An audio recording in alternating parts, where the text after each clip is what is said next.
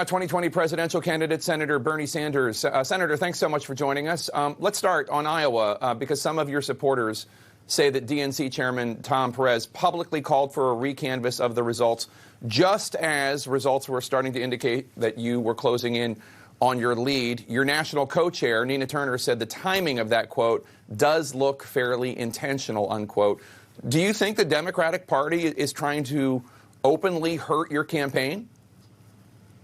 Look, all I can say about Iowa is it was an embarrassment. It was a disgrace to the good people of Iowa who take their responsibilities in the caucuses very seriously. They screwed it up badly, is what the Iowa Democratic Party did. But at the end of the day, to me, what is most important, I don't know how anybody can debate it, we ended up on the first ballot, 6,000 votes ahead of anybody else. And after the realignment process, which is a fine process, we ended up 2,500 votes ahead of Mayor Buttigieg. When you win an election by 6,000 or 2,500 votes from where I come from, you win the primary or the caucus. So we are confident that we, in fact, won the Iowa caucus, and I thank the people of Iowa for that. Do you think that the Democratic Party, whether the Iowa Democratic Party or the DNC, was trying to hurt you, though? I have no idea, and that's, we're going to monitor the situation closely, but that's not my impression at this point. Look, all I can tell you, Jake, is what I think most Americans know. We are taking on the entire establishment. We're taking on corporate America.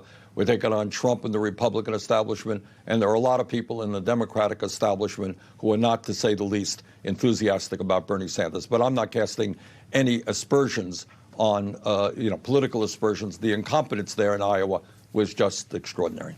Joe Biden says that your Democratic Socialist label would hurt down-ballot candidates. He's not the only one saying it. Vulnerable Congressman Conor Lamb in Western Pennsylvania said, quote, it would be really hard for you to win his district. Congressman Anthony Brindisi of New York says your platform is not a winning message. Congressman Bear of California says you would probably put the House majority in jeopardy. What's your response to these Democrats who are worried that you're going to hurt them in more moderate districts? Well, the truth is that our agenda is precisely the agenda that the overwhelming majority of the American people want. We're going to grow the voter turnout. In Iowa, where the turnout was not as high as I wanted it to be, among young people, people under 29 years of age, we increased the voter turnout by some 33%. It's a huge voter turnout. And we do that all over the country. I think you're going to see incredible gains for down-ballot Democrats. Look, at the end of the day, the American people want to raise the minimum wage to $15 an hour. They want to make public colleges and universities tuition-free and cancel student debt by a modest tax on Wall Street speculation. The American people understand health care is a human right, not a privilege.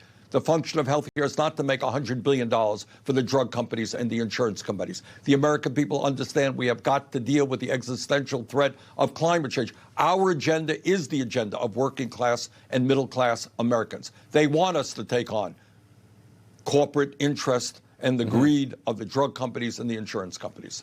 You talk a lot on the campaign trail about income inequality, how the top 1% of Americans possess more wealth than the bottom 90% of Americans all combined. Yep. Our investigative K-File team found that early in your political career, way back in 1974, you said that it should be illegal to earn more money than someone could spend in his or her lifetime. You proposed a maximum wage cap on the highest earners. What year was that?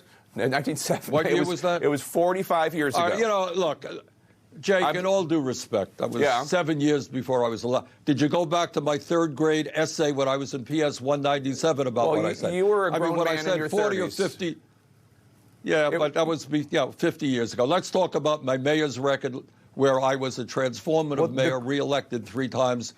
We could go back to things that I said in the 70s. I don't think it's productive. I've been a senator for 16 years, a congressman, a senator for 14 years, a congressman for 16 years. But here's the bottom line. This is what I do believe. When you have 3 people who own more wealth than the bottom half of America, when half of our people are living paycheck to paycheck, when 500,000 Americans are sleeping out on the street, yes, the rich have got to pay and the large corporations have got to pay their fair share of taxes. We will raise taxes very substantially on billionaires. No apologies for that. But you do not favor a wage cap as you once proposed. That's the only question. 50 years ago, Look, what I just said is when you have massive levels of income and wealth inequality. By the way, in the last 3 years under Trump, the billionaire class has seen an hundreds and hundreds of billions of dollars increase in their wealth. The average American worker has seen less than a 1% increase in real wages last year. All right, that's the issue that we got to deal with right now. We need an economy that works for working people, not just for the billionaire class, which is what we have under Trump's economy. I want to ask you, a nonprofit organization that you launched, Our Revolution, has been promoting you. It is under the tax code. It can accept unlimited money. It's not required to disclose its top donors.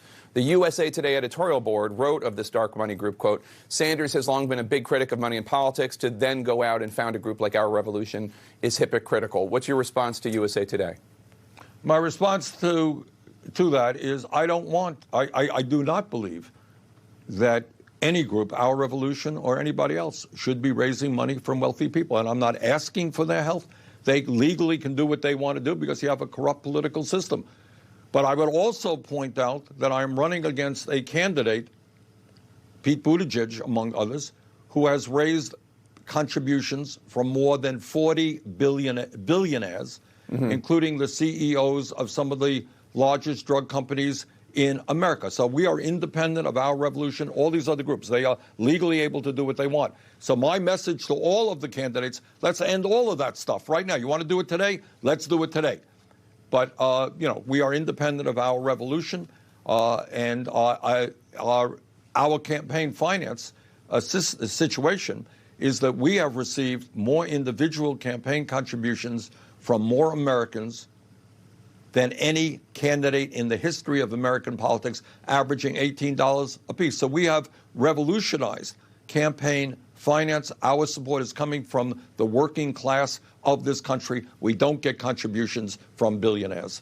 I want to ask you about something Hillary Clinton said this week. She attacked you again, believe it or not. This time she said... Did she attack me again? She did. This time she said your promises will ultimately lead to distrust in government because, in her view, you will not be able to deliver on them.